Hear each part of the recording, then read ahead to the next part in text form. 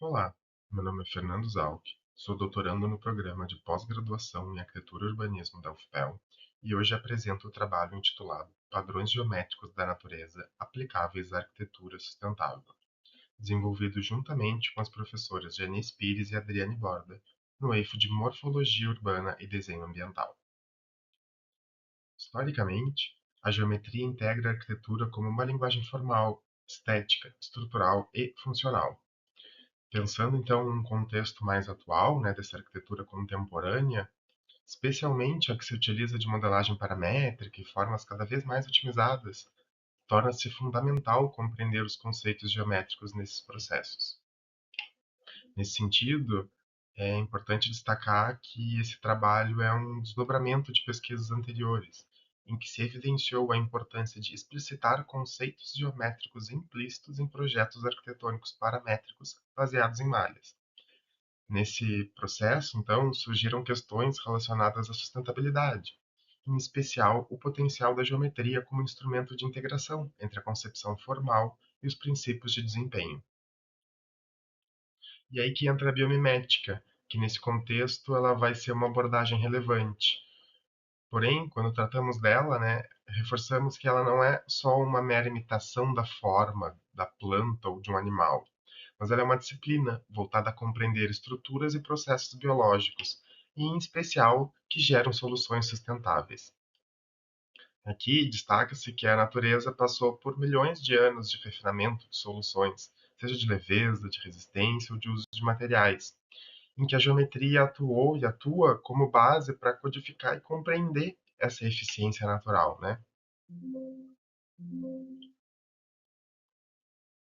Então, enquanto que em projetos arquitetônicos a geometria ela é explicitada pelo discurso dos responsáveis por desenhos técnicos, quando a gente olha essas formas na natureza, não tem autores que explicam essa lógica por trás, né?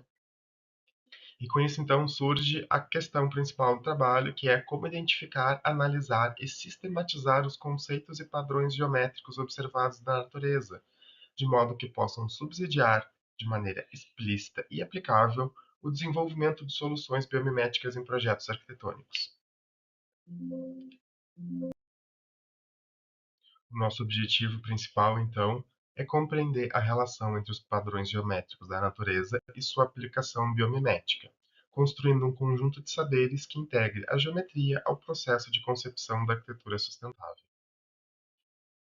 Como metodologia, então, utilizamos as teorias de Chevallard, a primeira, que vai abordar a estrutura de saber, que busca analisar sobre esse saber teórico da geometria encontrada da natureza, e a transposição didática, que trata da transformação desse saber científico em um saber ensinável e aplicável.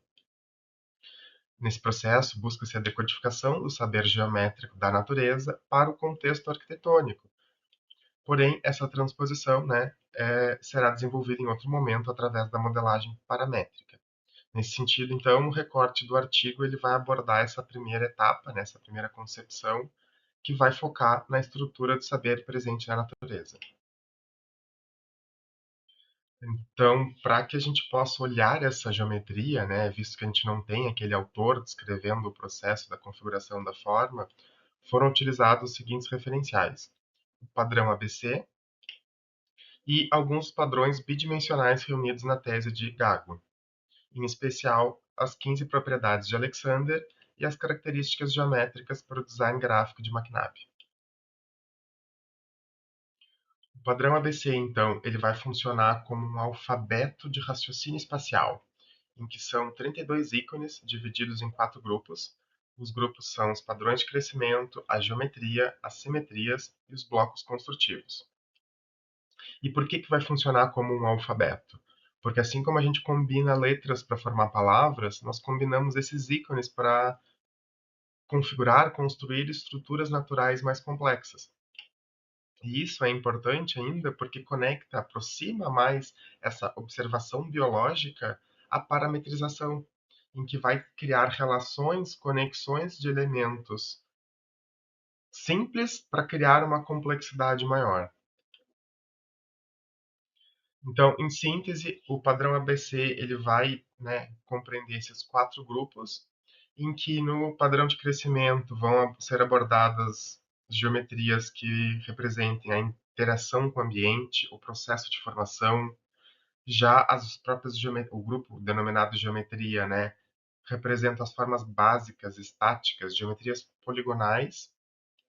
Simetria é o grupo de organização espacial que vai ter as repetições dos elementos, e os blocos construtivos, que vão ser abstrações, vão ser os entes geométricos mais básicos.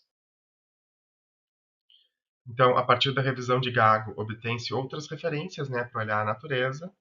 A primeira que trago aqui são as 15 propriedades geométricas segundo Alexander, como nível de escala, centro forte, limite, repetições alternadas, gradientes, que esse referencial permite entender que a forma da natureza não é aleatória, mas é um resultado de forças físicas e ambientais atuando no espaço. Isso porque o autor vai focar muito nessa questão do centro, na centralidade, na relação desses elementos. Depois, McNabb, que vai categorizar as características geométricas da natureza para o design gráfico, embora o seu foco seja na aparência, na percepção de sustentabilidade que esse design vai ter, ela vai analisar a geometria sob a ótica de padrões dinâmicos, de vocabulário estrutural, organização, simetria, proporções naturais. Então, integrando todas essas teorias, propomos uma sistematização da geometria encontrada na natureza, que vão ser divididas em 4 grandes eixos: a geometria dinâmica, a estática, a organizacional e os blocos construtivos. A primeira vai representar todo o movimento, a formação, a transformação desses elementos no espaço. A geometria estática vão ser as formas poligonais, formas bidimensionais, né? Leituras mais simples. A organizacional vai buscar justamente um equilíbrio, as transformações isométricas, essa organização dessa estrutura, e os blocos construtivos, né, que vão ser as abstrações conceituais, os entes geométricos, mas principalmente as relações entre os conceitos, né, que vai, de novo, conversar bastante com o design paramétrico. Aqui, então, tem o agrupamento desses conceitos, todos esses autores analisados dentro de cada uma das 4 classificações geométricas identificadas: geometria dinâmica, geometria estática, geometria organizacional e os blocos construtivos. Então, para validar a viabilidade da estrutura de saber, selecionamos 5 obras biomiméticas contemporâneas,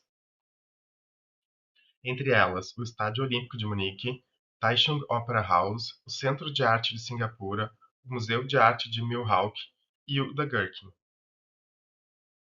Então, a partir de uma análise bem inicial, né, desse discurso dessas obras, podemos identificar o tipo de geometria predominante no discurso desses projetos e então construir esse quadro, que vai justamente ser essa primeira análise. Por exemplo, no Estádio Olímpico de Munique, que predomina a geometria dinâmica das superfícies tensionadas, então a geometria predominante ali é a dinâmica. No Centro de Arte de Singapura, então, foram identificadas a geometria organizacional e dinâmica, que são as geometrias que vão ser inspiradas no espinho de um fruto, justamente para ter esses brises móveis que vão buscar esse conforto térmico. E o outro exemplo, o da Gherkin, que vai ter a geometria estática e os blocos construtivos, viabilizando uma torre aerodinâmica e sustentável. Então, esse foi uma primeira visão, né, desses objetos. E como conclusões, conseguimos estruturar um corpo de saber geométrico explícito para a biomimética, né? A pesquisa integrou explicitamente a geometria ao processo biomimético, preenchendo uma lacuna teórica relevante entre a representação gráfica, a geometria e a sustentabilidade. Por fim, agradeço ao evento, aos ouvintes e às agências de fomento, CAPES e FAPERGS, pelo apoio à pesquisa. Aqui apresento as principais referências bibliográficas utilizadas. Ficamos à disposição para qualquer dúvidas e contribuições. Muito obrigado.